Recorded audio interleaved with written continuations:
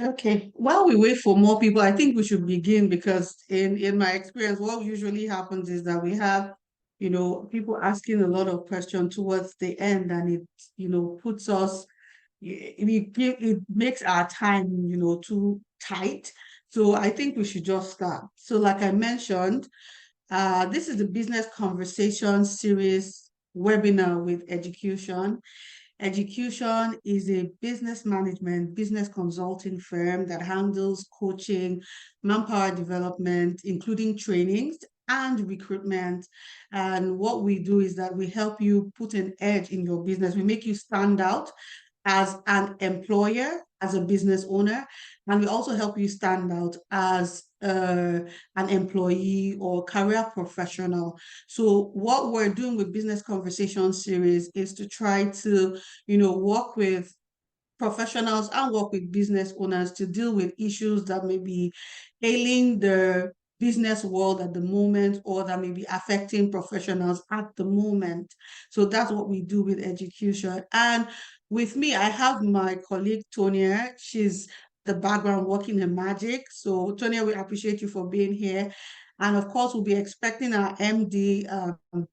He's in transit, Mr. Steve Harris. We can confirm if he'll be able to join, but we'll be hopeful if he gets, a place where he can be able to join this meeting.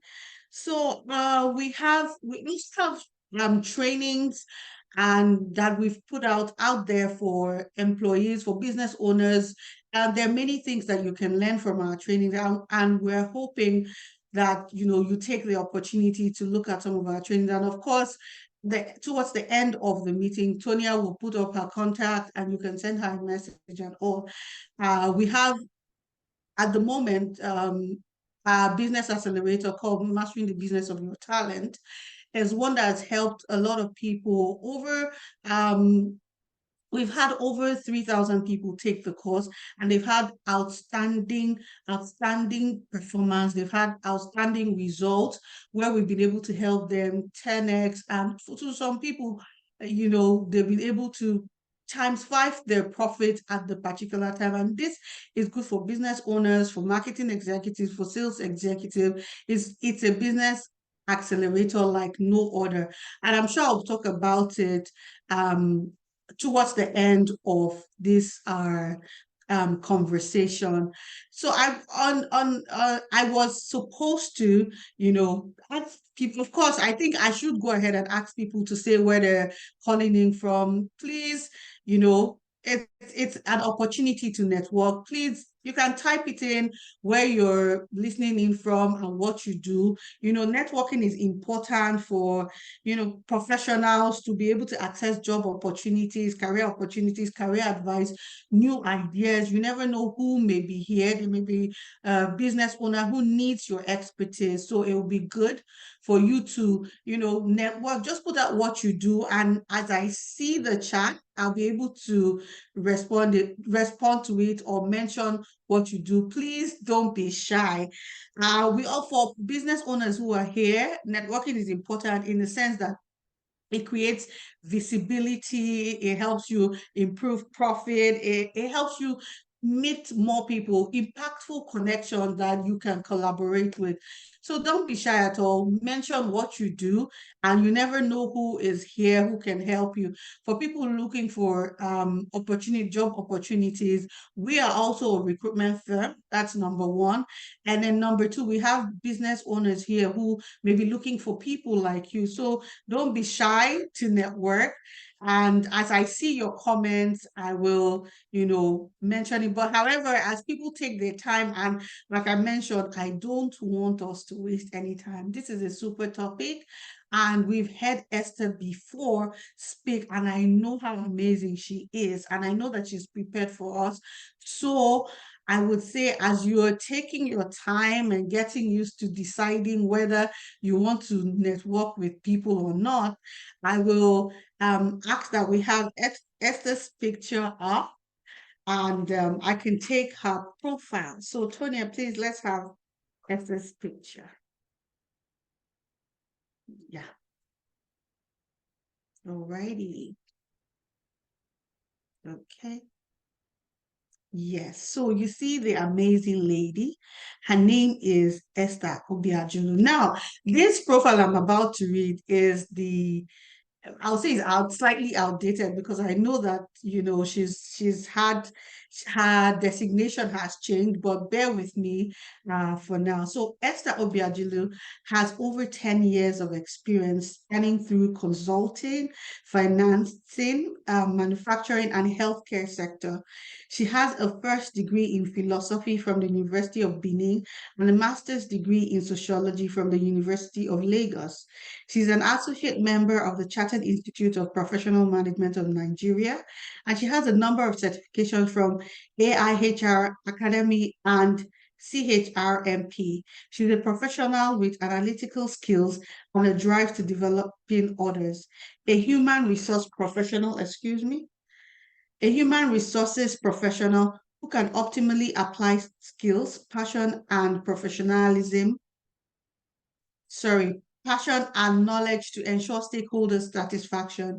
She's a great advocate for process, professionalism, organization, and people development. Esther started her career in the banking sector in 2012 and then transitioned into HR in 2014. Since then, she has held different roles in HR space in performance management, talent management, and business partnering. She joined JNC International in 2021 as a business partner and is currently the head of HR and also leads the corporate services team at JNCI International Limited. In the course of her career in the HR space, Esther has been able to work on various projects such as development of career, competency, graduate trainee, talent and succession management, reward and recognition frameworks, to mention a few. She has successfully worked on and championed change management, organizational development projects in different organizations. She's passionate about people development, business improvement, and transformation. She believes in leveraging on data analytics to make business decisions. She loves to see people and businesses grow and is always intentional about adding value to people, processes, and systems. Now you can see why I love having Esther on this our webinar because she's able to delve into processes, into system, into process management, into human resources. She's just amazing. So people, and drum rolling, welcome the amazing Esther Obiajulu. All righty. So we have Esther. Where is she? Where can we? Welcome, Esther. Yes, good afternoon. Well, I'm looking for you. Why can't I Sorry, see hold you? on. Okay. Can you hear me now? We can hear you. Okay. So sorry, I had to connect with that device. Okay. My camera on my system is being fantastic. So I had to use, yes, I had to connect to my phone. So at the point where I want to present, I would use my system just so I have both. Okay. Okay. Glad. I was almost scared that we're not going to see. All right. All right. I had to find a way. I didn't get you, sorry. I said I had to find a way. Yes, yes. Yeah, you see the thing, you're a problem solver, and that's why we have you here. Thank you so much. We have amazing people who are waiting to hear from you. We have Ayokunle, we have Ezine Ekege, we have Harriet, we also have Mr. Francis Obiajulu. So are we okay. We have Deborah Jayola, we have Precious Austin, and a few more people, Mary and the rest. So, guys, welcome Esther. Esther is going to take us through an amazing topic. And this topic is knowing, in fact, I'm just going to summarize. Oh, Mr. Obiadili is here for moral support. So thank you very much. We appreciate you. We love men who support their women. So we appreciate you for being here. Thank you so much. So I was saying that this topic is, the only way I can summarize it is, well, maybe I can't summarize it. Knowing when it's time to go, that you are working in an organization and the signs are there. Well, Esther is going to share with us deeper into this. She has a presentation for us. Guys, please listen and have your questions ready. Over to you, Esther. All right, thank you very much. Can I share my screen now? Yes, you can. Please, you'll have to enable me to share screen. I can't. Okay, so where are you? Okay, I'll make you co-host. Okay, you can go ahead, please. Okay.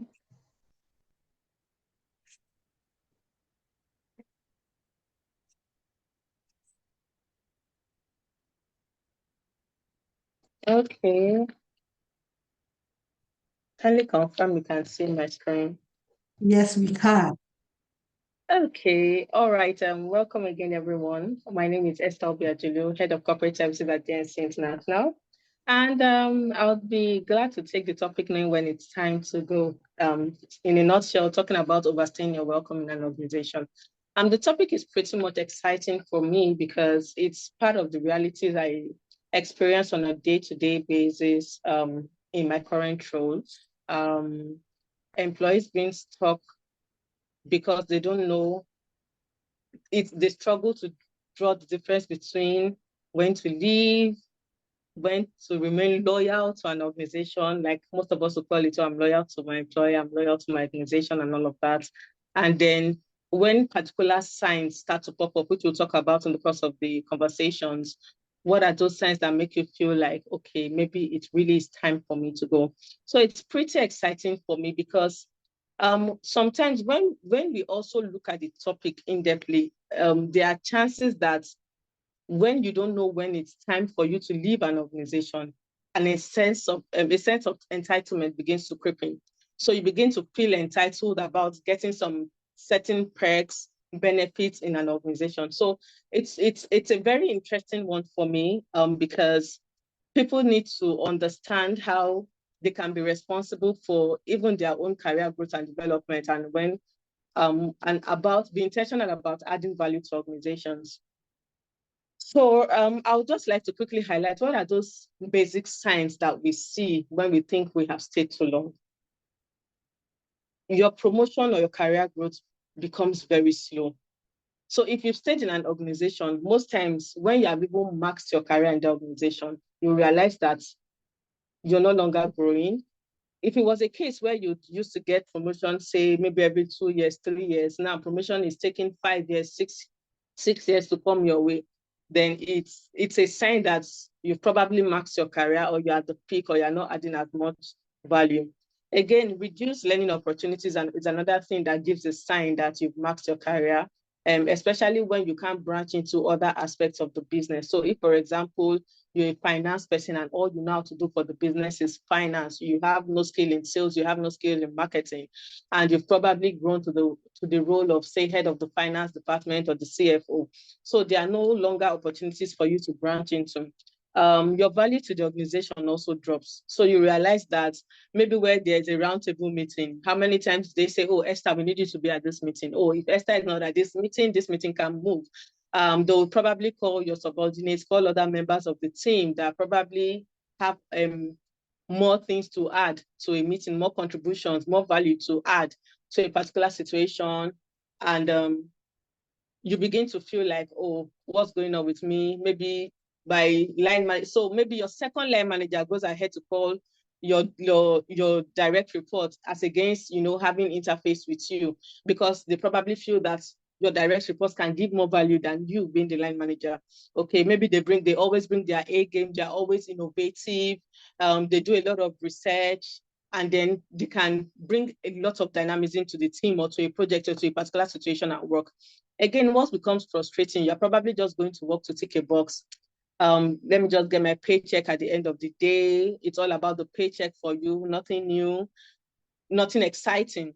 Again, it could be that you're no longer appreciated. Maybe when we are doing awards for best employee of the month, best employee of the department, best employee of the division, value add employees, and all of those reward and recognition systems that exist in our organizations, and you realize that you probably never even make it close. You're probably not even nominated, not to talk of winning the award, right? Again, you become myopic. So you probably stayed so long in an organization, you're used to, this is how we do it here. Someone is saying, oh, let's try another methodology in doing a particular thing or arriving at a particular result, and you're used to saying, oh, for the past 15, 20 years, 25 years that I've been here, this is how it has always been done. So you're not open to taking new ideas, new solutions, new methodologies to doing things and bringing about change management, change orientation, which of course businesses will always look forward to. Again, you feel unhappy. Of course, when all of things happen, certainty, there's a very high certainty that you become unhappy. Why? You're not being rewarded. You're not being called to that roundtable meeting. Nobody is seeing you. Nobody is hearing you. Nobody cares about even your learning and development. There's nothing new for you. So the chances of you being unhappy at that job is very high. Why? Because you're just there for a paycheck. And most times when you get another opportunity, we are always the ones that are quick to jump out. Why? Because we're no longer excited about what we do. So those are some of the things that happen when you are staying too long in an organization. From experiences, there are times when you're just, I wanted to make the list as short as possible. So, we can have opportunities to have conversations. There are sometimes you just get the blame for everything. Something is wrong in the organization, and the next thing, oh, who is guilty? Who is responsible? It's Esther. And you're wondering, how am I responsible for this? This has even no business to do with me, my department, my team. I'm not responsible for this. But guess what? You get the blame.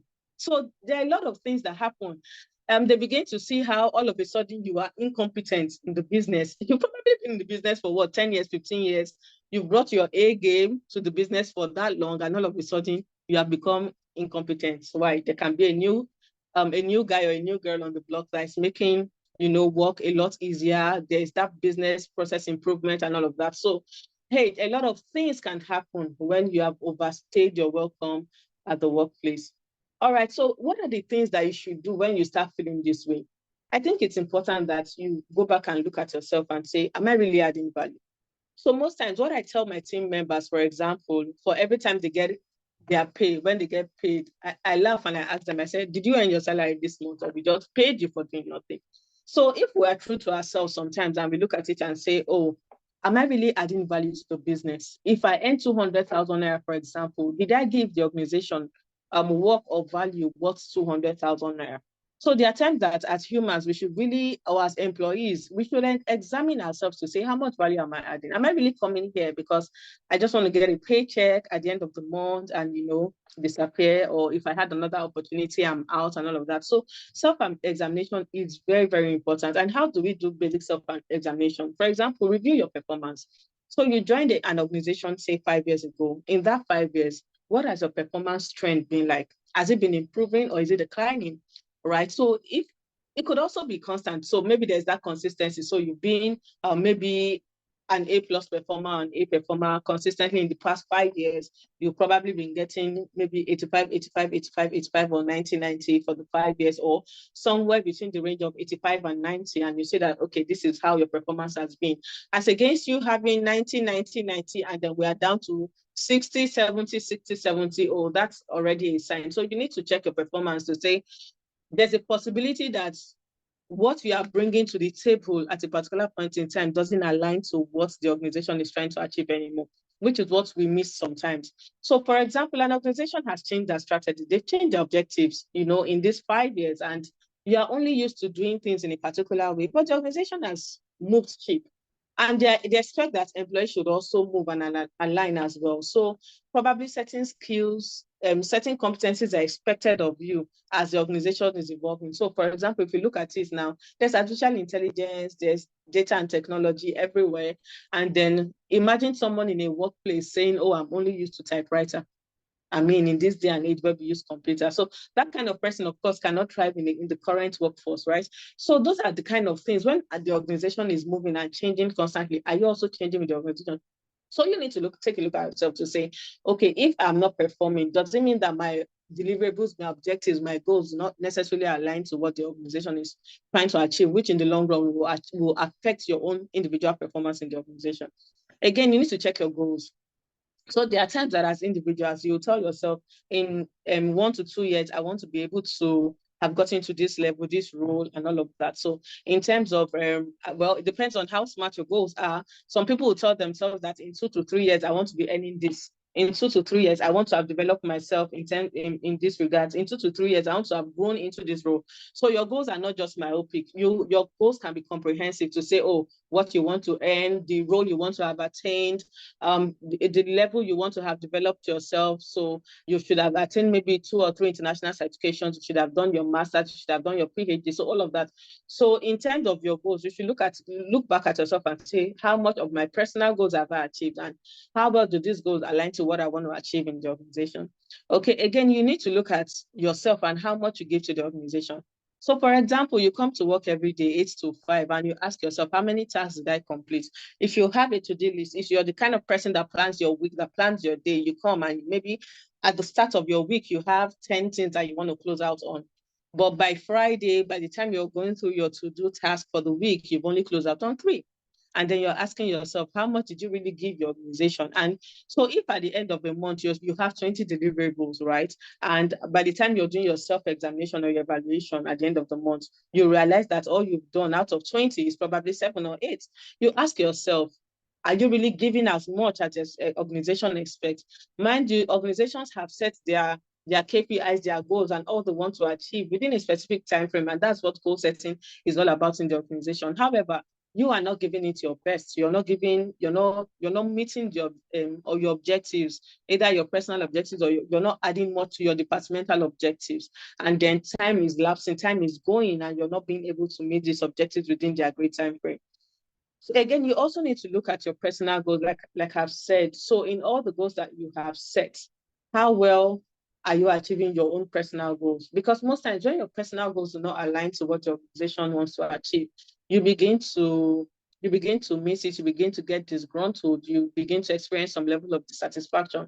So if, for example, I'm someone that wants to tell myself that maybe in another 5 years, I want to be able to cross into business analysis from HR, I'm telling myself that, oh, maybe in another 2 to 3 years, I should start doing courses. I should start developing myself. I should also start having maybe learning and hands-on experience at work that would help me cross seamlessly into business analysis. So at the point where I'm not getting those learning and exposure, I begin to, if I'm very intentional about my goals, I begin to look for those opportunities because I also want to achieve my personal goals. So I'm more intentional about my goals. I want to see how I can begin to do something that would give me the opportunity to experience business analysis. All right. So again, feedback. You need to have conversations with your line managers, with your peers to know. So there are times that you can ask your line manager, how am I doing? You don't have to wait for performance appraisal. Some mistakes people make. It's only during performance appraisal that we'll have conversations about our performance. There are times that you could have worked on a very small project and you go back to ask your line manager, how did I perform? Did I manage this project? Or did I handle it? Or did I meet your expectations? What are the learning points for me? What could I have done better? What could I have done differently? Again, you also ask your peers. You also need to know, how do they feel about having you on the team? Are you being supportive to your peers? Are you supportive to your teammates? When they need your help, do you show up for them? Can they rely on you in terms of delivering on particular tasks and responsibilities? Maybe they are stuck, they have short timelines. Can they pick up their phone and call Tonya, Esther, oh, please, I need your help. Can you quickly help me close out on this? I don't know what to do. Can you run me through what to do and all of that? So can your line manager and your teammates count on you as that go-to person, right? Again, you also need to ask yourself, how do you add value to your business? Which is some things I've noticed that people struggle to do. There are many ways you can add value to your business, right? So if you look at business objectives, I will not want to narrow it down to balance scorecard where most organizations will set their own KPIs or their goals to say, okay, it's either you are doing financials, learning and development, process improvement, customer, and all of that, right? So let us just look at it generally from a business perspective. You're either generating revenue, especially if, you're in business for profit. So you're either generating revenue or you're saving costs.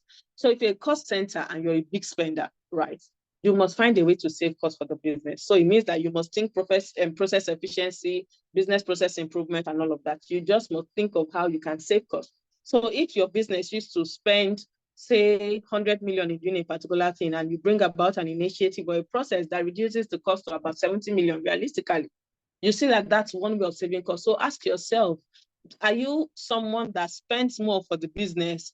I've met a lot of people that in the course of working, they say, oh, the budget is 100 million. I need to finish the 100 million. No, it's a budget. So how about you saying that rather than exhausting this 100 million, I would see how I can save 20-30% of the initial budget, right? So those are the kind of things that business leaders look forward to. Again, revenue generation. Most times you have people say, I'm not a salesperson, I'm not in marketing, there's no point, this is not my forte, this has nothing to do with me, those that are responsible for the revenue should go and generate revenue. There are times that you see that in some organizations, even if you are not in the revenue generating aspect of the business, but you show that interest in the business, you're bringing leads to business. Oh, I have someone that is interested in this. I had someone that talked to me about this service, this product, and I gave them a salesperson's contact. How much do you bring leads and businesses to your organization as well? Again, you also need to think of business process improvement. We are used to doing this thing in a particular way. Doesn't necessarily bring about the result. Are there smarter ways we can do this thing that will also save costs for us? Another way you can add value to the business is client relationship. A lot of business have stakeholders, the people that bring in the money, that give us the money that we make in the business. So we have clients, we have customers, right? How many of those customers do we even manage well? So if, for example, you're in a customer management department and you have no skill in managing your clients well, then there's a problem. But there are cases where you see people say, oh, I'm still doing business with you because I have an amazing relationship officer. So are you those kind of employees that would say, oh, you are that amazing relationship officer or manager that is keeping our customers or our clients in business with us? Right. So those are some aspects you can look at it to say, oh, in terms of adding value to the business, am I one person that if the business looks bad, they'll say, oh, this person has been able to do X, Y, Z for us as a business. Another thing we can also consider is our resources, people, material resources. How well do we manage them as business? Because if we look at it, there's serious inflation right now. Employers are not smiling when it comes to how people manage their resources. So you see how people, sometimes even your personal work tools, the way you don't even manage it well, you don't take care of it. The people that are assigned to your team, some managers don't even know how to manage their people, so much so that there's high attrition in their team and the business is spending more trying to replace those people. So you might not, right now, you might look at it and say, well, the people want to go, but even as maybe a leader, a team lead, a team member, you need to be conscious of the fact that you are also responsible for people, and even people cost the company. So if people keep leaving, the company is losing time, the company is spending more bringing in people into the business. So relationship, people management, resource management, there are things that even if we don't pay attention to them or we think that they are insignificant, in the grand scheme of things, they are very significant to what your business is looking out for and how much they impact the bottom line of the business, right? So you need to ask yourself, what are you doing to stay relevant? So like I said earlier, for example, we are moving from analog to digital, right? So as at when you joined the organization, we're used to doing typewriter. Oh, we're used to carrying files. We always carry file. Whatever we do, you must carry the employee's file. But guess what? The organization is saying we don't want to do files now. We want to have e-files. We want to have HRIS. We want to have softwares that just help our process seamless. And you haven't thought of doing a computer course, even basic computer, Microsoft, PowerPoint, Excel, Word. You haven't thought of doing that. But I'm not even saying go and learn how to use internet and all of that. Just basic computer acquisition, Word, PowerPoint, Excel. You don't think that is important for you to develop yourself. Again, some of us have the school of thought, oh, it's the organization that needs the skill. I'm not going to develop myself and come and give my knowledge or what I've learned or gain to the organization. That's one thing I'll always say. Your knowledge is your knowledge. No one can ever take it away from you. So how well do you invest in yourself to stay relevant? How conversant are you with industry trends? It would be amazing to think that maybe the way we did HR 10 years ago is the way HR is being done now. It would be amazing to think that is the way marketing finance was done 15 years ago that it is being done now. So even in your own space, in your own function, how abreast are you with what is happening in your industry, in your function? So if we've moved to Agile HR, have you moved to Agile HR, right? So it's all of these things. If we've moved to maybe financial controlling, if the business model in the finance space now has to do with finance modeling, have you learned finance modeling? So whatever is even happening in your own function, in your space, in your industry, you need to always up your game to know what is happening. People cannot be talking about things that are happening in your function and you don't even know what is going on. You are not developing yourself. Okay, don't develop yourself for the business. Actually, develop yourself for you and be abreast of what is happening in your own industry, in your own function, and make sure that you are always on top of your game at every point in time. Right. So if we also want to talk about some things, job satisfaction is one thing that affects how long you want to stay in an organization. So some people may up and out because, oh, they're not satisfied, they're not happy, so they just want to get out. Some other people stay long in an organization because they are happy. And what are those things that will keep you in an organization if you are happy? You know, what are the things that will spoil you? One, compensation. Oh, the money is great. The take home is fantastic. My paycheck is good. It makes me happy. Why not? You stay. So as long as, oh, what comes to you is great, you are fine. Sometimes it might not even be about the monetary benefits. Oh, we have a great HMO package. We have a great gratuity package. The pension scheme is fantastic and all of that. So there are things that are in line with compensation and benefits, you know, that would keep you motivated to stay long in the job. Again, flexibility. So especially now that we have remote work, there are cases that you want to hire somebody and they'll say, oh, sorry, oh, do we have remote work? How many days? If there's no remote work, I'm not interested. And you see people don't even take your offer if you're not ready to give them remote work. Another thing that could keep people in an organization is learning and development opportunities, right? How well do you train them? How well do you expose them? Maybe not necessarily classroom training. You give them opportunities for job rotation, you know, so cross-function across other teams and learn what those teams are doing and also add to their own wealth of knowledge. Growth opportunities. So you move from officer to team lead, supervisor, to becoming a manager, and all of this you can accomplish what within less than 10 years, and you're telling yourself, oh, I grow so fast in the organization, oh, there's always room for growth in an organization and all of that. Again, some people stay with a particular organization because they like the brand name. Oh, I work with JNCI. Oh my goodness, it's fantastic. When you say JNCI, everybody knows JNCI. So it's a motivation for some people. They say, oh, the brand name, the image of the company and all of that is amazing, it's fantastic. I just want to be here. So when people ask me, where do you work? I just show my card. Oh, I work with JNCI, you know. And so for some people, funnily, it motivates them. Again, your role, your title, your career. So some people would say, oh, I'm currently a senior manager. I'm currently a DGM. I'm currently an AGM. If you're not giving me that, I'm not coming. Funnily, maybe your SM can be even higher than their AGM, but guess what? They just like the title AGM, you know? So they want to stick to that title. I'm not going to take anything lower than AGM. So those things also keep people longer in an organization. No, I don't want to go somewhere and then I go for a lower title, a lower career. I don't want to do that to myself. It's going to look bad on my CV and all of that, right? Then another thing is work culture. And work culture is very vast, right? And even it goes up to leadership. So I didn't want to write so much here because even as much as your line manager can determine whether you want to stay long in a place or not. So if you don't have a fantastic line manager, if your line manager is not supportive, is not helpful, is not intentional about you, it's a reason for you to even leave. And then that also spans across to even the leadership in the organization. How are the leaders, the people we call the business leaders, the people we call the senior managers, the people we call you know, the ones that actually drive the business. How do they relate with people? How do they even work? What's their work ethics?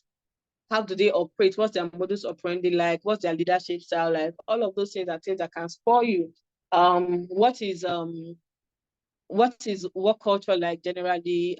If there's an offense, are there sanctions? Are there disciplinary measures? Do people get away with doing things? Are they intentional about their people? Do they develop people? So the whole concept of work culture is very vast, but it's something that actually informs whether you're going to stay long in an organization or not. Now, if you are satisfied in an organization, a lot of things can happen. When you'll be productive because you just always want to keep giving it your best. You'll also be loyal to the organization. You will have great relationships at work, especially because you're happy. So you make new relationships, you work well with people. You can also measure your value add. You look at it every day to say, oh no, I want to be able to do more last month. So if, for example, I would like to use maybe the sales responsibility or the sales role as an example. So if you are satisfied and you're happy at your job, you tell yourself, oh, last month I sold 3,000, this month I want to do 3,200. I want to grow every month, even if it's 100 every month. By the end of the year, I'll move from 300 to 4,200 or something. So you are intentional about adding value to the business, right? Again, your career path is clear. So you've seen it. Oh, today I'm sales officer. Tomorrow I'll become sales lead. Next tomorrow I'll become supervisor. So 3 years time I become manager. After that, area manager, regional manager, blah, blah, blah. And you can see your career path straight, right? And then you also have work-life balance. So, oh, the organization doesn't necessarily need me to come in every day. Maybe just come in on Monday meetings. After that, I can work from home the remaining 4 days a week and all of that. So there are things that make you, a bit relaxed, enjoy the environment, enjoy the place. And then you see a reason why you want to stay longer in an organization. Right. I don't know if we have any questions for now, or I should just go ahead and then I think after this slide, we should have a place to discuss, right? Okay, so what are the effects of staying too long? There are pros and cons, really, right? So I'll just keep it simple. Now, if you stay long in an organization, for you gain experience, expertise in a role, especially in an industry. So, for example, you do HR or finance in healthcare, or you do HR or finance in FMCG, right? It's easy for you to understand that role in that industry. So you gain expertise in that industry where you are functioning, right? Then there's also room for internal growth and opportunities. You've stayed long in a process, you've done officer for 3 years, 4 years, there's an opportunity, internal opportunity or growth. It's easy for them to consider you because you have been there, you understand the system. You hear business that say things like, oh, this person already understands our system and culture, so it's easier to just train the person in line with what you want to achieve. Again, there's consistency and stability in your career. Funnily, a lot of recruiters, one thing they look at, I've sat at interview panels before, and the first thing they look at is 2 years, 3 years, 1 year. This person, there's flight risk, right? So imagine your CV has maybe 3 years, 5 years, 4 years, 6 years. There's that sense of stability. Oh, this person is not a flight risk. So it also looks good on your CV when that you have been able to stay in an organization for at least a reasonable duration before you jump up and out, and before you're up and out. Then access to specific benefits. So a number of organizations will tell you, oh, you can't access this unless you've done, say, 5 years or 10 years or 15 years with us. That's when you'll be entitled to, say, for example, gratuity. So a lot of people want to stay long in an organization so that they can get those benefits. Their pension has become fatter, looking finer, their gratuity is amazing and attractive and all of that. So those are some of the benefits for you as an individual when you stay long in an organization. Now, for the organization as well, historical and information is protected. Why? Because the people that have this information are still within the system. Again, there's succession planning. So it's easy because your historical and information is there. It's easy for you to have studied somebody, you understand this person, you've probably been intentional for you to think of how you want to develop somebody. So the organization has worked with you long enough to realize that these are your areas of weaknesses, these are your areas of strength, and they are probably, invested in developing you in line to prepare you for a business leadership role. So there are benefits in staying long for both the employee and the organization, but there are also cons, there are disadvantages. So for example, compensation limitations. Most time you have been in an organization for too long. If an organization have a policy to say that for you to have been in this role, maybe their salary review policy is 10%. So maybe every year your salary is just growing up by 10% or some 5% or some 2% or 3%, right? As against to when you're moving to an organization and you can negotiate and say, oh, 30% or 50% more than what I'm currently earning, right? So everything has its good and bad side. So for you to have that quantum leap in your compensation package, most times it's advisable to, move out. That's where you can, have better negotiation on what you want to earn. Most times organizations would restrict themselves to what their policy is on promotion, or this is the highest increase you can get on promotion, and that's what it is. Nobody is going to change the rule for you. They will always align to their policy with regards to compensation and all of that. Then you have limited orientations to new systems and processes. We are used to how we do this is how we do it, and this is what it is. We are not open to change when we have the same set of people in our system. So it's always important that we are at least a bit open to change, and we look at it to say that, okay, what are the new ideas? So imagine that in finance department, you have people from FMCG, you have people from healthcare, you have people from the educational industry, you have people from different industries, from hospitality, from aviation, in your finance department. It will be easier to brainstorm, rub minds, and think of how we can do things, better, and think of process improvement. There's also less variety of work experience. Everybody in that organization is only used to how things are done here, how things are done in this industry, how things are done in FMCG, how things are done in educational sector, how things are done. So you have less variety of work experience as against having people from different sectors in your organization.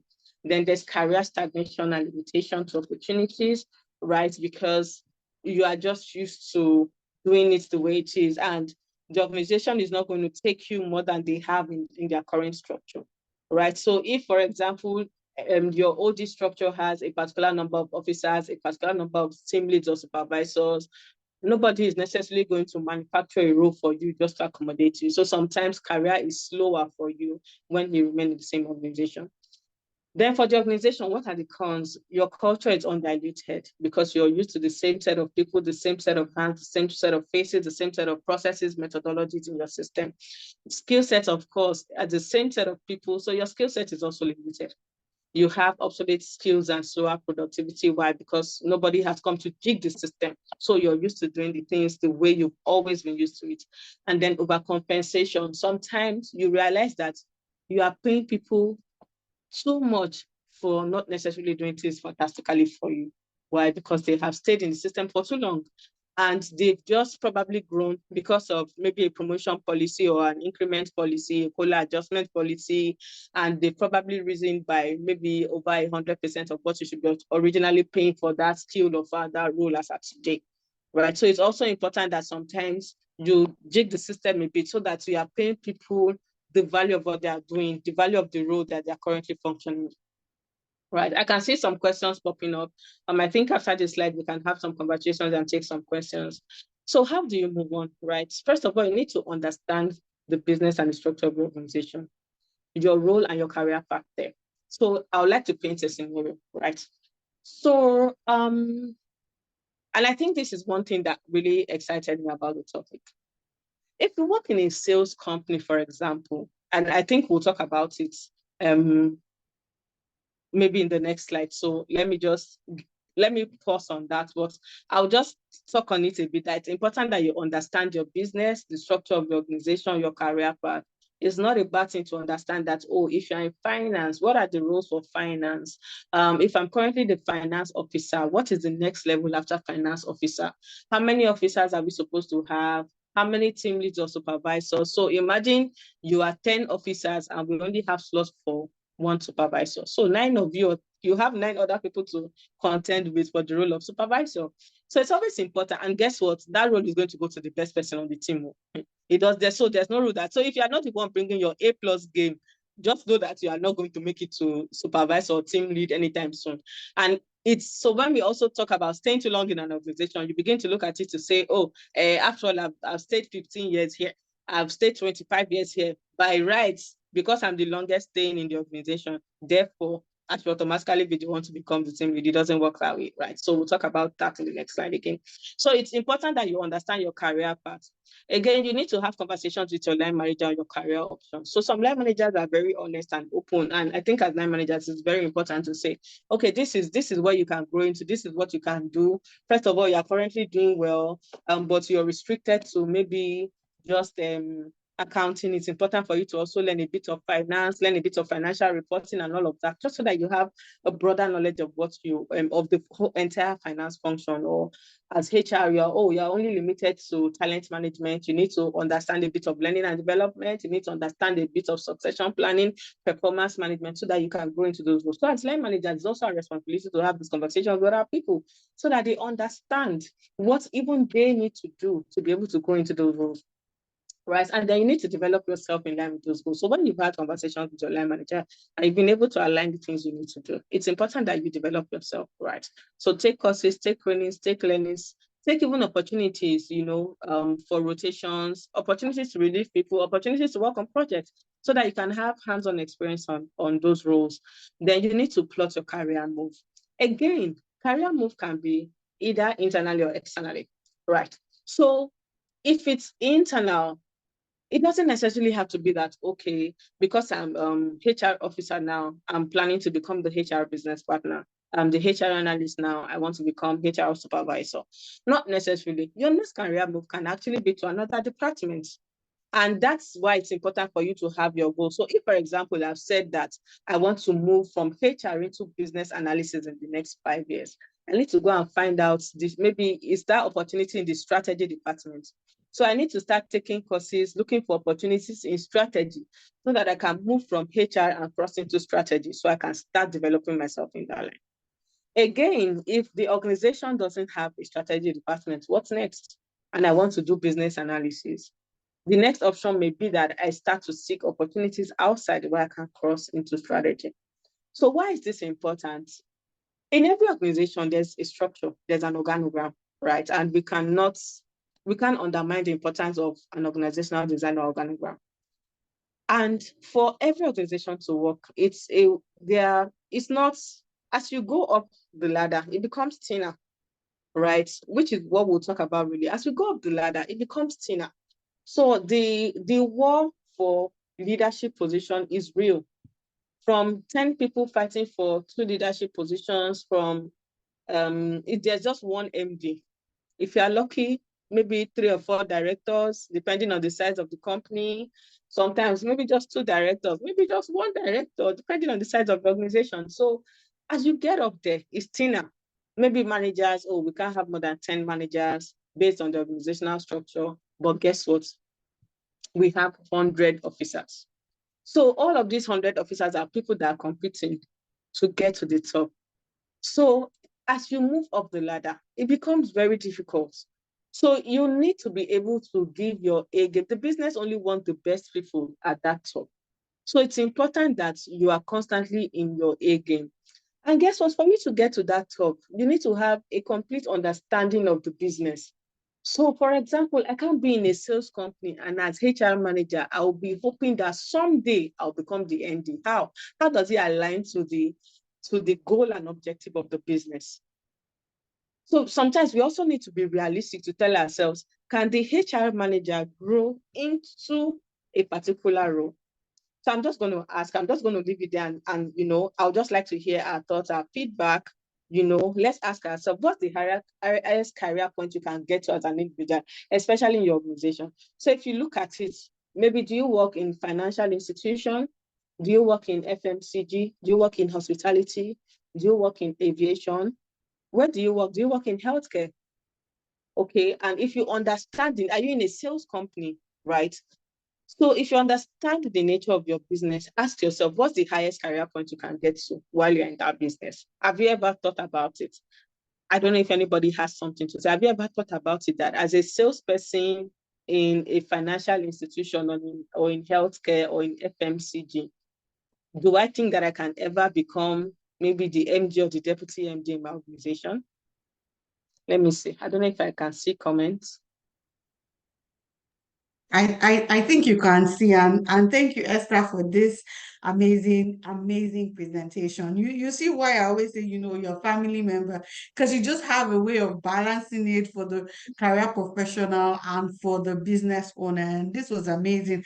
And I was taking notes because, we cannot like you said, we can never overemphasize the importance of, self-development and, your personal development because you're doing it for yourself. If you get promoted, it is for yourself. If you do well, even if the company benefits, whatever skills you have brought into the company is still your own. So I don't understand why people just, prefer to remain stagnant. And there are some points I noted, you said you need versatility. So you can't just be only HR and expect to, one day move to business analysis or one day move to sales. You need to be planning your career goals. And also the fact that everybody is somehow like a salesperson. So if you're bringing to the company has no other choice but to somehow bless you too, because even if you're not in sales, you should be considering that, there are ways that you can bring other people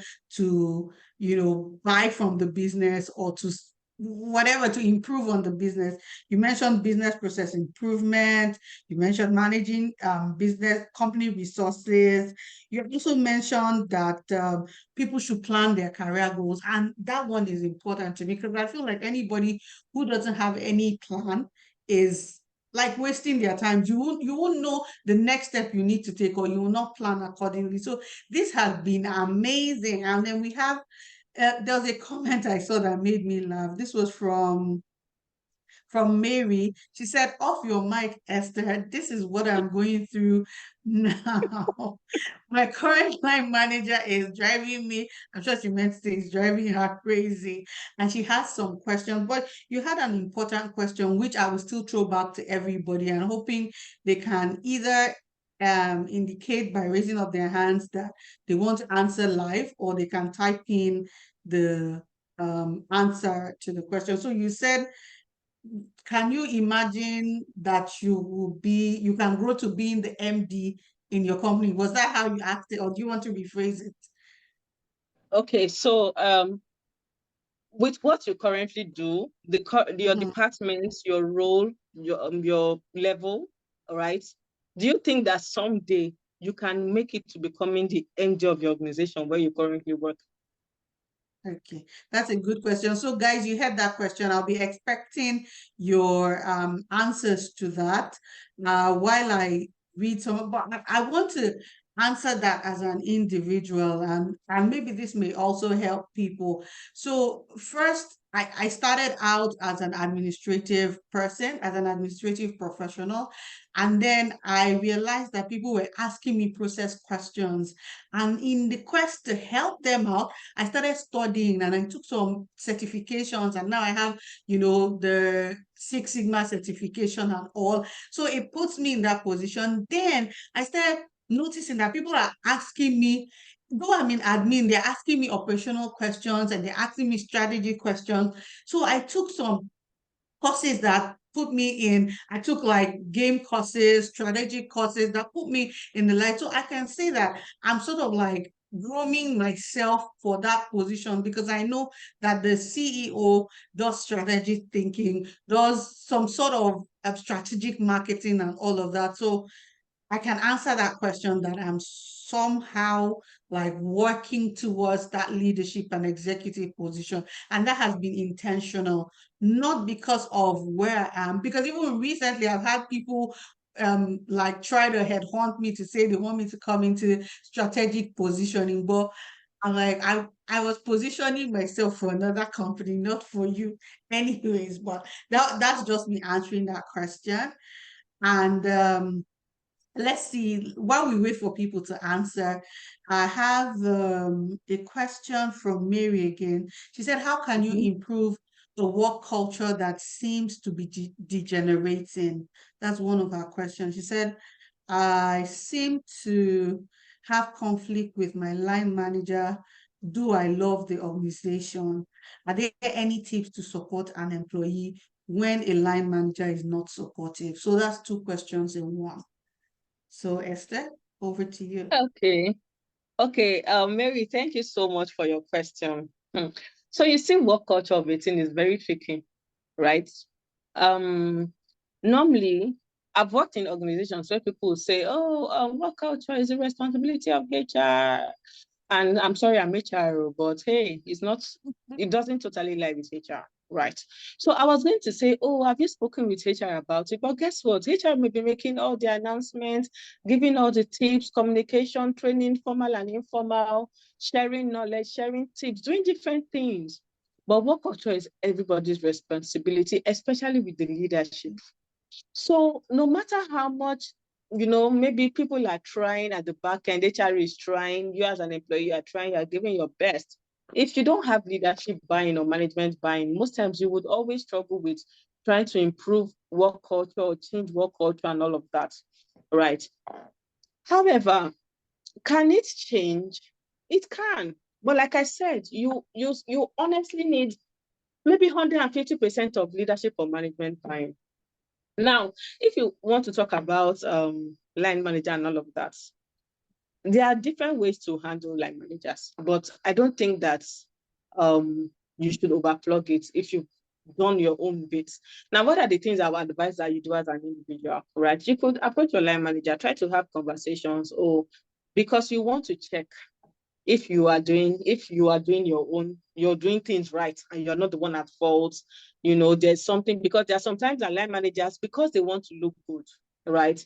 And they don't want to seem like they are the ones that are being witch hunting you, or they are being mean. They just find subtle ways to frustrate you. So they are not coming directly at you, but they are just subtle ways that they are frustrating you, but you are the only one understanding that you are being frustrated right now, right? So there are times that you could be facing that kind of situation. So I would always advise that the first approach is to have conversations with your line manager. And then if you guys can come to, an agreement. So I've had people try that and it worked for them. And at the end of the day, they realized that they could actually become, amazing friends, best of friends. They could align. There are even times that the line manager will be the one to say, hey, babe, guy, I think it's time for you to, think of how you want to grow out of here or grow into somewhere else. Yes. And so they're going to be very honest with you, right? The other thing is that sometimes your line manager can be a bit hostile to you. And all of this I'm sharing from different experiences of people that have, had encountered with colleagues, friends, teammates and all of that. Sometimes your line manager may be a bit, off with you because maybe he's getting the signal, he or she is getting the signal that you are the next in line. So there are times that I've sat at meetings where, maybe the MD or the ED is telling this person, oh, your subordinates always get it right. When Mary is around, I'm fine. Whether once you go on leave, oh, Mary can handle it. Your line manager is getting the vibe. Oh, wow. Okay, they're already seeing Mary. Mary has become visible and all of that. So sometimes they just become a bit hostile and you're wondering what you've done wrong. Trust me, you haven't done anything wrong.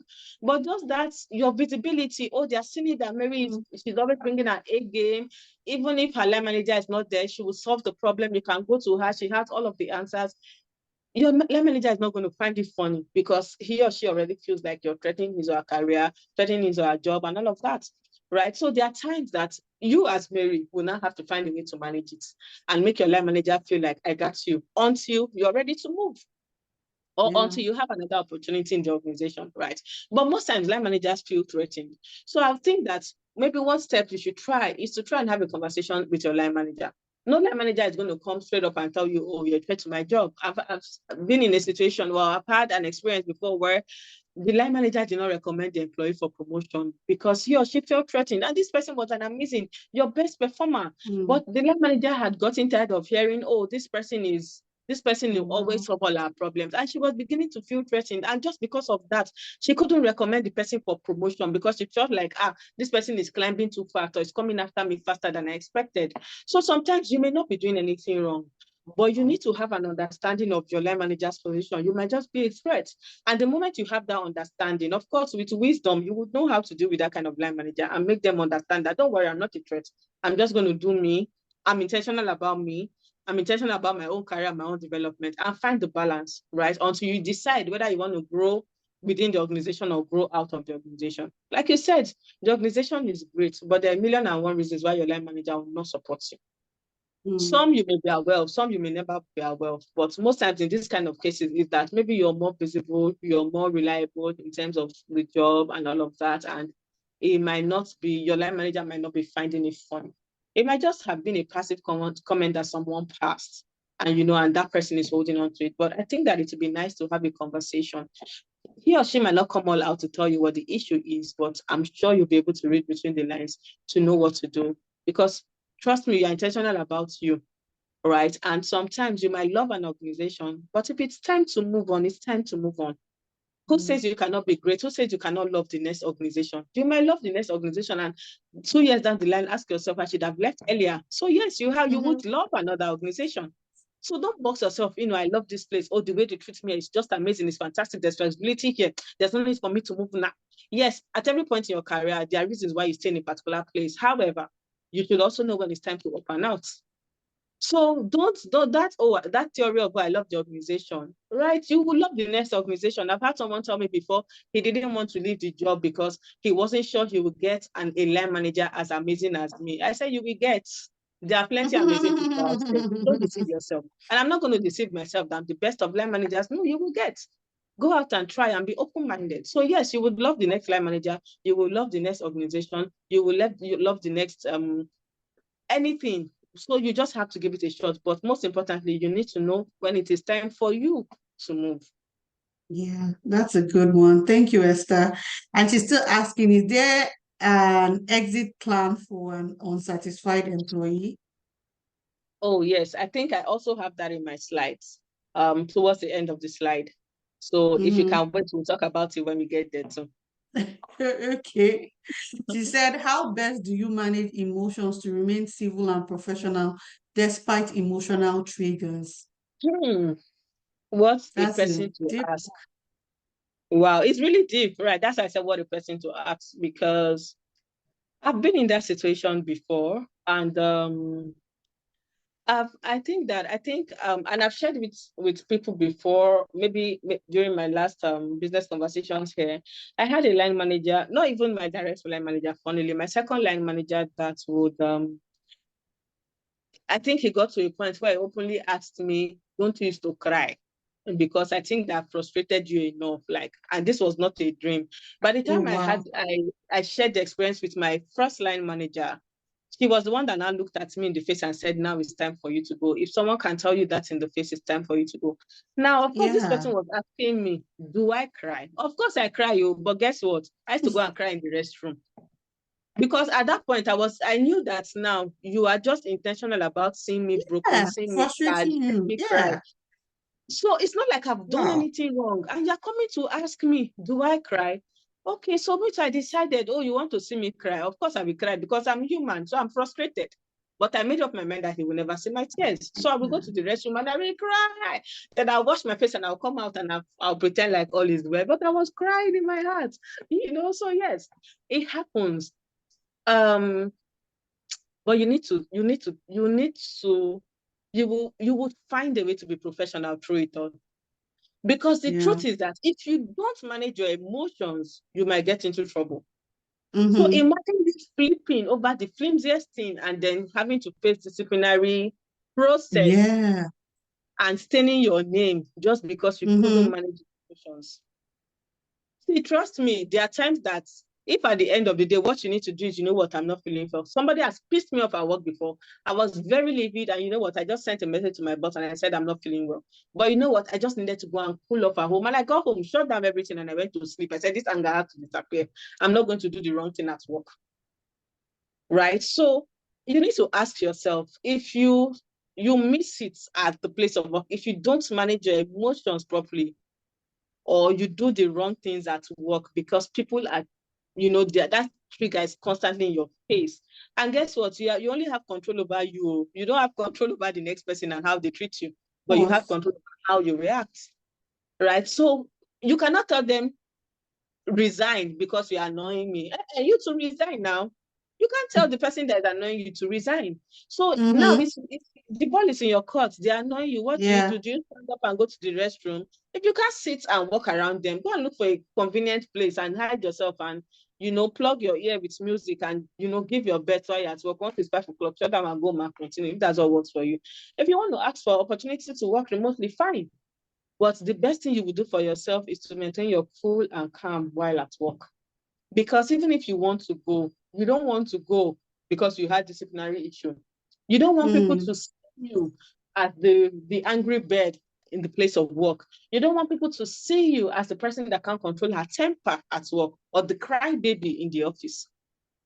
So these are the things that you don't want to see. So when you look at the implications of, not managing your emotions or not being civil at work, you will think otherwise and choose to act in a particular way. Right. So I think that you can actually manage it. Find ways. Look for a conducive place to work. Look for that body in the office that you rather sit at a desk and work with and chit chat. So you manage through the day. Plug your ears if you love music. Sometimes when I'm angry at work, I just, go to my playlist and play some music that will just help me focus and achieve what I want to achieve for the day.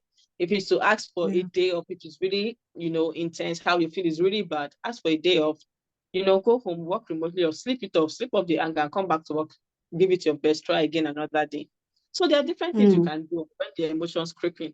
But what you should constantly remember is, I don't want to live with a bad name or a bad record. So let that guide whatever decision you make. Yeah, that's perfect, Esther. That was well said. Thank you for that. Mr. Obiajulu asks, what is the role of the organization in carrying the employees along when there is a change in strategy and objective?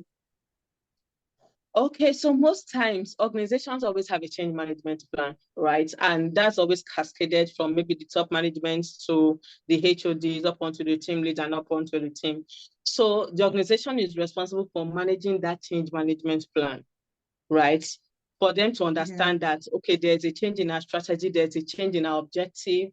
And then, of course, when it now comes to you, again, there are some organizations that they only discuss it up there.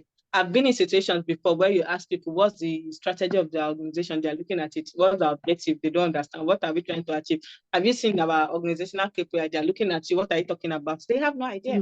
So yes, along the line, there are times that there's, communication gap, miscommunication. It just stops at a particular place. And you down there may not even have an idea of what is happening in the organization or what the strategy is like or what our focus is like as an organization. Again, I used to tell people, be responsible for you, your KPI, your development, your learning, your exposure, the opportunities that come your way. So when you don't know, you can ask. I would ask, this, what are we doing this year? Where are we going to? What's the direction? What do we need to learn? What are the skills we need to develop and all of that? So you need to develop a mindset of being intentional about what you want to achieve, right? The organization, yes, you have a change management plan. However, we are humans and there are people and there are managers. And if you work in environments where people are fantastic at playing blame games, you say, oh, this person was supposed to do XYZ. Guess what? There's communication gap and you have no idea. So you on your own also need to be intentional and responsible. However, there's a clear change management process and plan. The information is always supposed to get to you. And guess what? Even when it gets to you, the organization should be able to tell you, this is the role you play. This is where you come in. This is what is expected of you as an individual. These are the skills, competencies, knowledge that will be required for you to be able to function in this, our new reality and new vision. So I hope that helps and answers the question. Yes, definitely. Thank you. So I have a question from Antonia. She said, what's your advice for someone who has no job satisfaction or fulfillment, no L&D opportunity within the organization, or pay, no growth or career path within the organization, etc., and the person hasn't gotten another job? What should the person do? Okay, so it depends on how much energy you put into getting that other job, because I think there are jobs. So I would Yeah. say it depends on what's important to you, really. What some people do is that, so I've had situations of people say, I'm not happy about this, my job. I'm going to give it another 3 to 6 months, right? Because I want to be able to gather something, either to start something small of my own or to sustain me till I get the next job. And then they are in that job for 6 months because they want to save, they want to gather something, right? And then after 6 months, they know that they are good to go. And maybe what they have saved can carry them for another 3 months. And they are out and they begin to focus. So I'll give you an example. Even from when I started my career, I was at this job that I don't even know. I don't even know how to describe it. But there were too many ups and downs. It just wasn't something I was enjoying. The company was having a lot of issues and all of this. And I asked myself, is this where I want to be? And right there, I was seeing that they were laying people off, right? Of course, people that had attitude to the job. So the company was having issues. And because of that, you say, you're not coming to work. They've not paid salary. Maybe salary is late. So you just start having behavioral issues and all of that. So the company was quick to laying off those kind of people. And then I asked myself, I was fresh off the block NYC, and I'm asking myself, what am I doing here? There's still ample time. But I realized that being there, going there every day, I didn't have enough time to focus on getting the next thing. Mm-hmm. Because being at work was eating into my time. I couldn't focus on, pimping up my CV, even attending interviews and just doing amazing things to get me to the next place. So I told myself, you know what, it's time to get out. And I left without having something else. I just left. And I went back home, I sat down. Every day I wake up, I carry my system and I'm applying and I'm applying and I'm applying. And in how many months? I think within a month or two, I was able to get something else. Why? Because I had more time on my hands to focus on getting something new. And guess what? Sometimes it might not even be a new job. Being at home can give you opportunity to realize there's a business idea. So even while you're there, give yourself timeline to say another 2 to 3 months and I'm there. Start asking yourself, do I want to do business? What are the business opportunities? What do I need to set up? What do I need to stand on my own? And if it's not Yeah. business opportunity, where do I want to work? What do I need to get into that place? Sometimes you might have it all, but it might be that all you just need to do is network. I need to know somebody that works in this place to be able to bring me in. And you know what? I know somebody, I know the HR person in Shell. Oh, can I ask for an opportunity to do internship? Yeah. If I do well, they'll staff me. So you just need to plan. That's why planning is important, because is it about what you want to do? Is it your business? Is it your personal thing you want to go into? Is Yeah. it about an internship opportunity because you just want to learn? Right. So there are a lot of organizations that are open to, okay, internship, you just want to learn. And from learning, you become a staff. So those opportunities are out there. But sometimes if where you are currently is not giving you opportunity to see those things, do those things, explore those options, then probably it's time to go because you need to get Yeah. out. Because before you know Yeah. it, you're telling yourself it's just 1 month, it's just 2 months, it's just Mm-hmm. 6 months, it's just 18 months, 3 years, 5 years, you Oh are my there waiting God. for another job to come, Yeah. because time Yeah. flies really fast. So you need to be able to give yourself a timeline to say, if by XYZ I'm not done, these are the options B, C, D, E that I'm going to explore to be able to move out of this place and stand on my own when I'm out. Yeah, that's a good one. So it's important to plan, and sometimes you actually need to take that risk because I think we're afraid of taking the risk, like, but you Yes. never know. And then I know someone who always says the dark times are when you actually grow. That's when your brain is bringing up something. You never know the business that can come up at that time. So I really like that response. Thank you, Esther. So we You're have welcome. Glory Okon. She says, my personal question is, I started my career as an administrative professional, so I decided to become good at my job, then decided to become chartered admin, and my induction is sometime in June next year. After adding chartered admin to my CV, I recently got recommended for a new job as a HR finance officer for a school. In this role, the management style is a bit confusing to me. Everyone seems to be a boss, and I don't seem to know the organization organogram, and I don't know if I should ask the director for it. She said, secondly, I've been thinking of what area to master for growth, if HR or finance course. It's a bit difficult to see what next, as my career goal has always been to have a fulfilling upper level leadership position, if possible, a financial controlling position. So she's asking us two questions. Esther, the first one is, should she ask her director about the organogram? And secondly, what area should she focus on, HR or finance? I'll let you Okay, so answer. for someone that said financial controlling position, don't you think you've answered the question? As in, didn't want to say anything. I wanted you. You know, You you're have the pro, answered your so question. Maybe you are more passionate about finance. Okay. So first finance, of all, I'm yeah, going to say I'm going to say something, right? If the management style is confusing to you, then there's probably a culture problem there. Again, you need to watch, yeah. really. So if at this stage you are confused, there might be something Mm, wrong with the culture.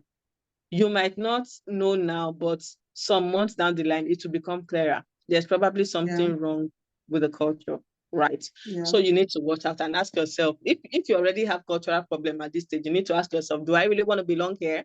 So you don't waste Mm-hmm, your time, right? And then it's a school, yes, right? And all of that. But you need to ask yourself, even doing HR or finance, what's the career path? What's the room to grow? Now that's what I mm-hmm, say about understanding where you are and the yeah, opportunities you have. So the person that will ever, for example, let's use the environment where you are, that will ever become the head of that school is someone that is a teacher. Take it or leave it. You as HR of finance, what we will do is you will grow in that role as HR of finance, because the nature of the business of that school is teaching, right? So Yeah. you ask yourself, as HR of finance, they probably just have one or two HR people or finance people in their department, because that's not the core of what they do. So your function as HR of finance is a support role. Yeah. And support roles do not necessarily make it to the top of the core of the business. So if you're in a sales company, it's the sales, head of sales, regional head of sales, and all those people that the organization will naturally plan to lead the business in the future. And that's why if you look at how a graduate training program works, you see that they make them go everywhere, because you must have a clear understanding of the entire business, especially the core of the business, for you to make it to that leadership position. So let's not think that as HR, I'm the HR manager. Someday my MD will want to leave her seat and she'll say, oh, Esther is very efficient. I like the way she delivers on her job. Therefore, I vacate my seat in my retirement. Esther, come and be the MD. Do I know what they're talking about in that space of MD? Do I know what they're selling? Do I know what they're bringing as HR? Yeah. So you need to understand the nature. As HR, where will I try? Maybe in HR consulting.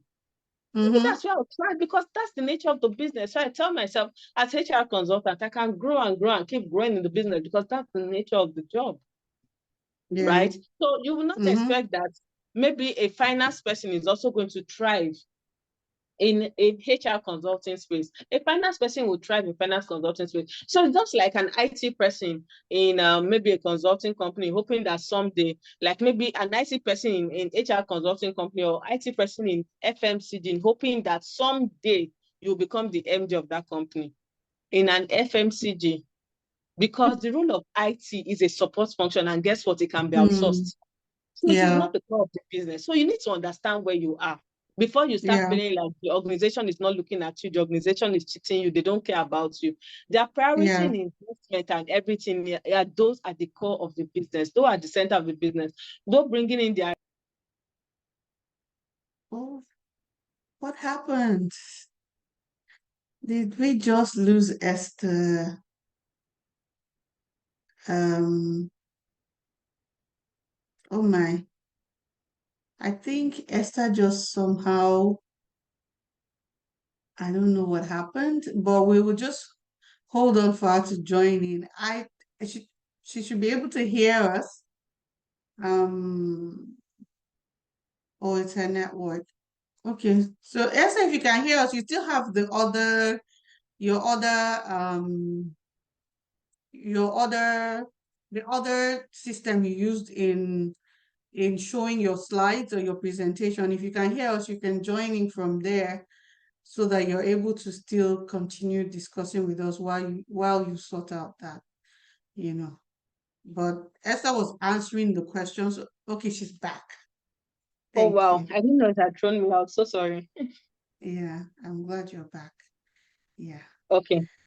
All right. So as I was saying, it's important you understand the core of the business, so you don't feel like you're being sidelined.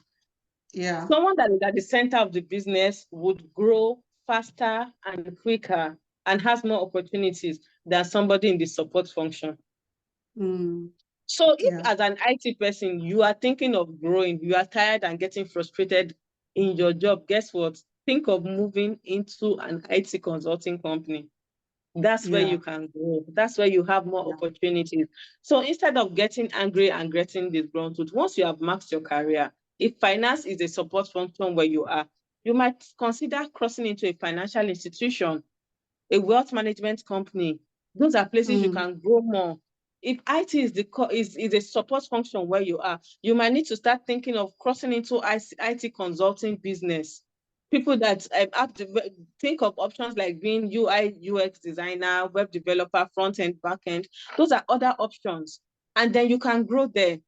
If you are what you do currently is HR as support business, branding as support business, you might think of moving into the media space, the brand and media space. That's where you can grow.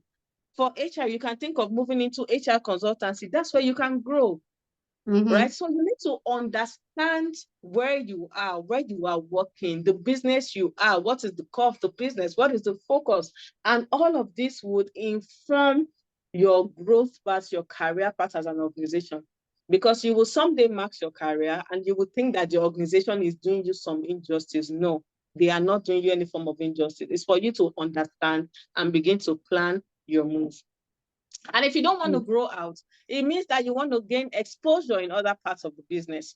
So there are times that the organization sees you that, oh, you're a finance person, but you're a talent. We don't want to lose you. So they begin to advise you, oh, we need you to increase your scope. So we need you to do finance and HR. We need you to learn some things in HR, or we need you to learn some IT skills, so that as you grow, they can increase your scope, right? And you can take on more. And that's because the organization considers you as a talent. But that's why conversations are important, because these are conversations that your line managers will have with you to say, okay, we are seeing that you're a talent. We don't want to lose you. We are considering that you expand into this portfolio and begin to learn skills in this other space. So they would have those conversations with you. It is clear. And if that conversation is not coming forth, then look for specialty in what you do and grow into those companies. Yeah, sure. Great. Thank you, Esther. I'll say, guys, if you want to ask your questions live, or you have a comment that you want to share live, please feel free to raise your hand, and of course we'll, let you do that. Mary says, to answer your question about if she can grow to the MD in her company, she said, at the moment, I think I've reached the peak in my organization. The next stage is the head of school. I don't think I want to continue on that path. Maybe an MD in my own organization, not the current one. And that's a good one, because I already I think I'm already seeing Mary as owner of one solid organization like that, because I feel like she knows where she's going. So, Mary, we're rooting for you. Oh. But Esther, you said you had like a slide on exit plan, and I'm sure a lot of people will want to see it. hear about the exit plan. Okay. Yeah. Okay, so I'll just quickly run through. Let me just quickly wrap up on this slide. So things to remember, right? Before you think that your organization is doing you some injustice.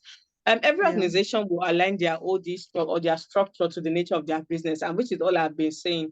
So it determines your career path. If you're a sales company, the tendency for salespeople to grow is higher than you that you're in support. So, right. So you need to understand that that is what companies will definitely do.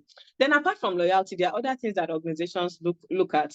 You're loyal. Yes, it's okay to be loyal to a company. Give them your 15 years, give them 20 years, give them your whole work life cycle. It's fine. But we need to balance costs. I know we've talked about some slides where it's as you grow, you just become unnecessarily expensive. So we are paying you what 700,000 or 1 million for a skill that out there in the labor market is what maybe 300,000 naira. But because you have stayed so long and you have grown on this role, we're not paying you much more than we should originally be paying for this. So when it gets to those kind of situations, the organization wants to balance their books and look out to get what cheaper labor.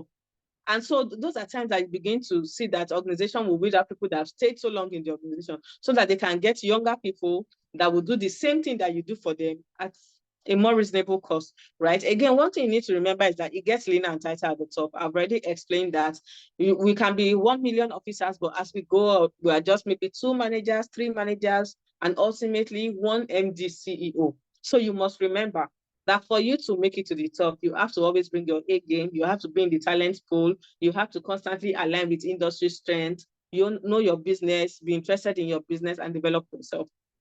And then lastly, one thing I like to tell people, you're not indispensable. Don't deceive yourself that if I go, the company will shut down. The company will not shut down. Don't deceive yourself. Nobody is indispensable. It's only when the owner of the business decides to shut down that the company will close. But there's nobody that is indispensable, right? But it is your job to ensure that your organization sees you as valuable. And that's important in how you develop yourself, how much value you bring on board, and what you bring to the business, how intentional you are about the business. So yes, you might not be indispensable. You are not indispensable. However, you can be a value to your business. You can be a great value add to your business. And the moment you tender your resignation, they're telling you, oh, please don't go, we'll give you anything. Why? It's because you're a value add and they don't want to lose you. They see you as a talent. So it's your job to ensure that your organization sees you as a talent. And that's how much you bring to the table, how you develop yourself and all of that. Okay, so let's talk about the exit process, right? So whether you are happy or unhappy, but I think this will even speak more to people that are unhappy. No matter how disgruntled you are, if your business says you need 1 month notice, please give 1 month notice. It's not all the time that you tell yourself, hey, I'm angry, I'm giving them 24 hours with immediate effect. A lot of people do that when they are angry. But hey, give appropriate notice. Give, if it's 1 month, give 1 month. If it's 2 months, give your 2 months. If it's 3 months, give your 3 months. It varies based on the level, your hierarchy in the organization, right? And then whatever the exit process is. So some organizations, they'll tell you right straight to HR. Some organizations is, oh, route your resignation through your line manager and all of that through your HOD, however. But ensure you follow due process when you're exiting. So give your notice and follow the process of exit. Let it not be that your line manager is hearing from somebody that, oh, Mary is leaving. I heard she wants to go and all of that. So do the right thing. Then plan for your exit. Oh, it's important that you have your handover notes. What are you working on? All the documents, all the folders, all the files, the project you are working on, where you are, what is next, status reports. Put everything together. Let it not be that once you're out, they are looking for you. Oh, she didn't give these documents. She didn't drop all of this. You now carry everything you've worked on and you run away because you want them to suffer and cry for it. No. Be nice. Do your handover. Do everything. Put it together. Right? And for whatever project you are working on, be nice enough to complete it. There are times that when we know that we are ready to go, we'll not say, this project I've been working on, or I'm just on step 3. I still have 15 steps to go. The next person will come and finish it. As much as you can, give it your best. Attend those meetings, sit in those project meetings. Do it to the very end. That way you even earn your respect the more. Guess what? It's about your own brand, not how you feel. Because once you leave, they'll always respect you that, when Mary was leaving, she even left on a very good note. Again, maintain good relationship. Don't burn bridges. Your line manager was bad. Your line manager wasn't nice to you and all of that. It's important that you still maintain relationship. I'll give you an example. What if you want to get reference from that company after you leave? It's your line manager that may sign it for you, or the HR team that will sign it for you. So you see why it's important, especially when you look at the fact that you may still need some form of reference for this company. So as much as you can, manage good relationships. It's not a fight, especially because you know what? Your days are numbered. So it will even give you more joy to say, I can put up with this for another 25 days and be doing your countdown. Oh, another 24 days, 20 days, 15 days to go, 12 days to go, 10 days to go. And before you know it, you're out. So give it your best while you do your countdown. Then complete the company exit process. So whatever you're supposed to do, clearance, return the properties, clear out all your personal belongings, workspace, because you will tell yourself somebody else is going to come and fill this role. So as much as possible, leave a clean space. It's not an opportunity for you to leave litters around and all of that. So leave a clean space and do all of that. Wherever you're supposed to clear, all the departments you're supposed to go, complete your exit process, because even by the time you come back for reference, you must have completed your exit process. So it's important that you complete your exit process before you go. And most importantly for me, I'll say maintain appropriate behavior. So most times when people have dropped their letters, you now see that resumption is 8, they start strolling into work by 10, 11, 3 o'clock, they carry their bags, I'm out. I'm leaving after all, I've resigned. I'm just here to help people and all of that. Then they some people will come to work, they're no longer professionally dressed because they're on their way out. Some people will come to work, they do things haphazardly because they really don't care anymore. After all, they're on their way out. So it will always be nice to at least be a brand ambassador for the company up until your last day. I once had a friend that was leaving an organization, and guess what? Up until last day, he took a training. Up until the last day, he facilitated a training on his very last day at work. So it's important that we put all of those things in mind and make sure that you have a clean record. Because like I said, it's about your brand, your image, and your personality, which you would always like to be very clean, right? Even as you exit an organization. So thank you. I don't know if there are further questions. Thank you so much, Esther. This has been exciting. Everybody is grateful for this. I'm sure we've asked a lot of questions, and your presentation was tight because before we even had the questions, you were able to answer, those questions for us before we even had them. So thank you so much.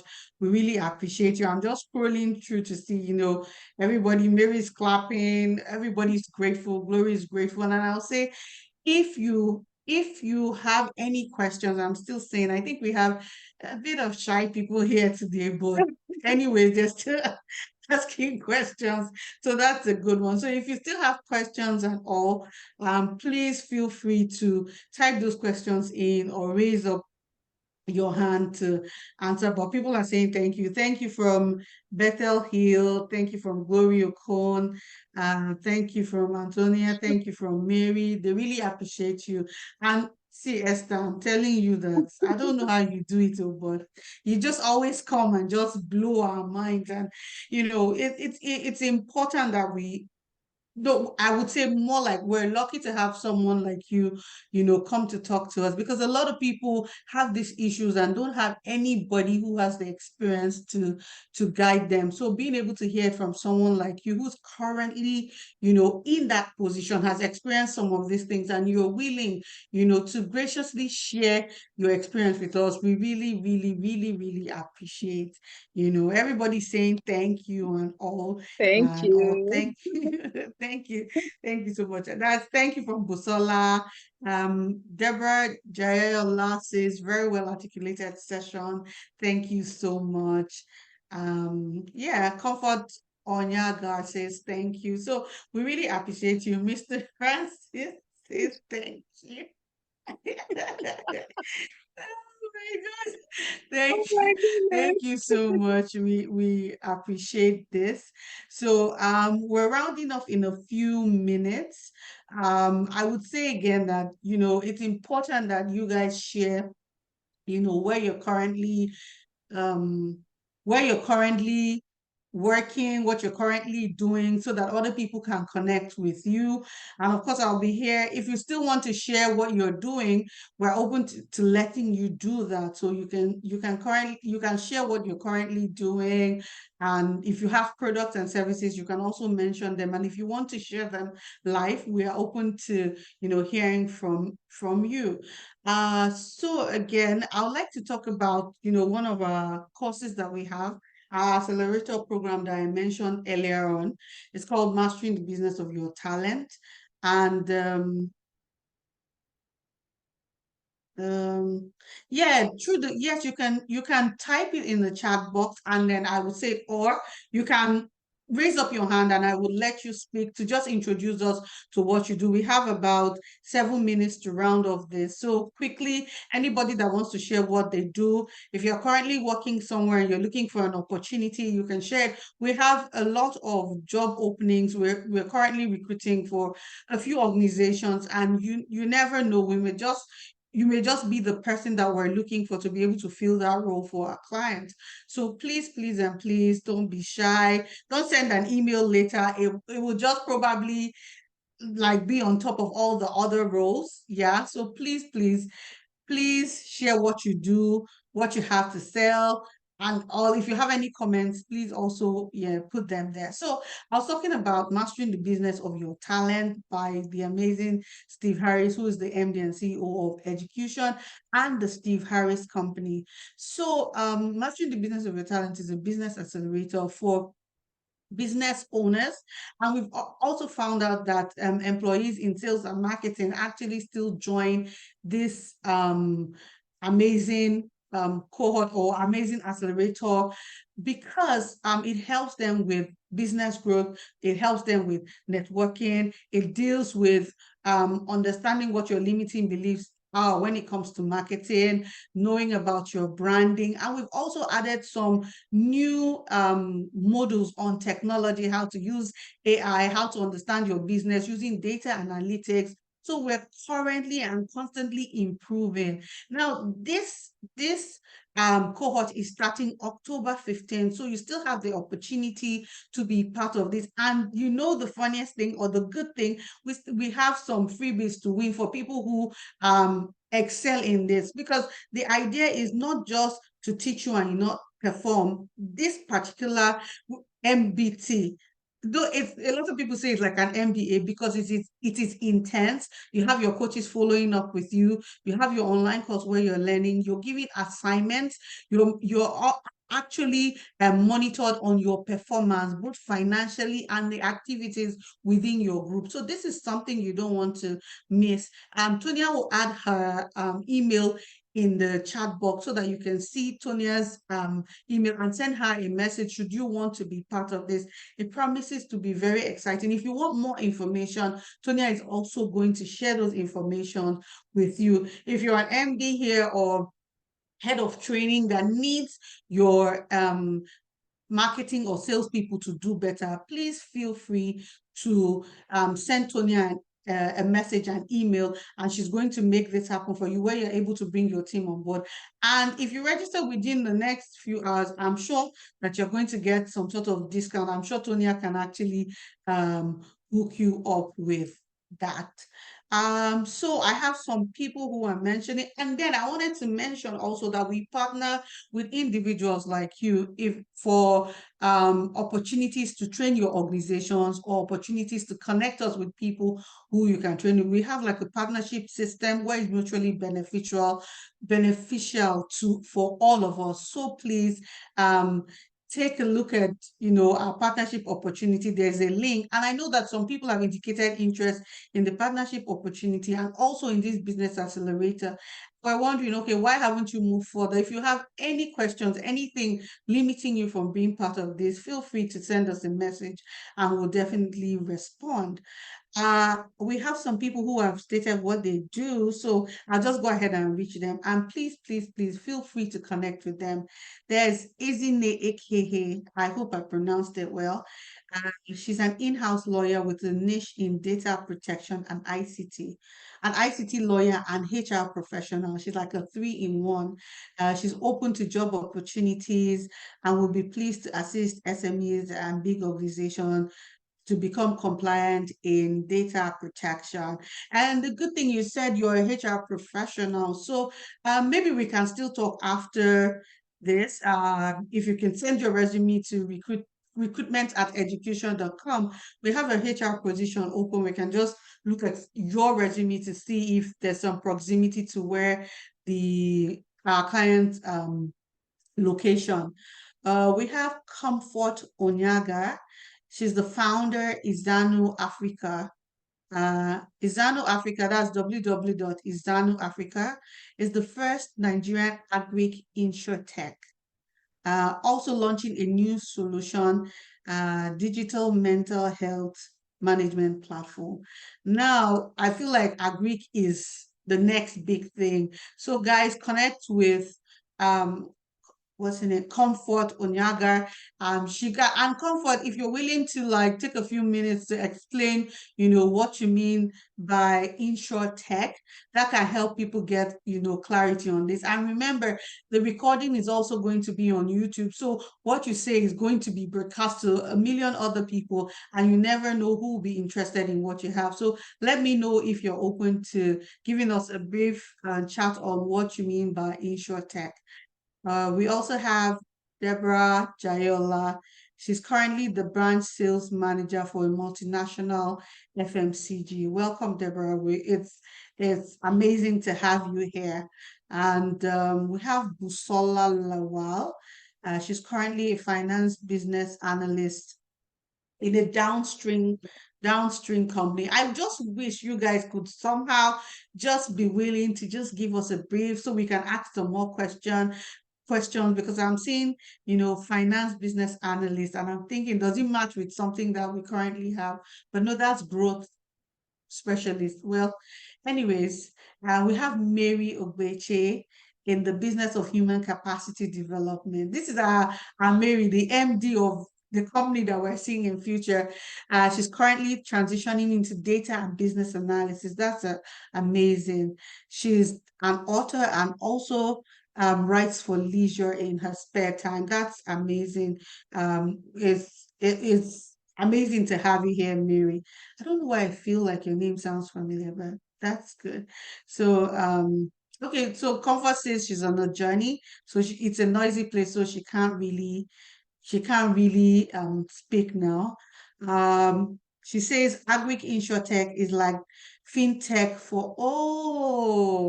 okay.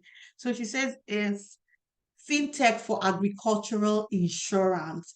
That's something we really like to hear about. Maybe if you're available on the next one, we'll be able to give you a few minutes to tell us more about it.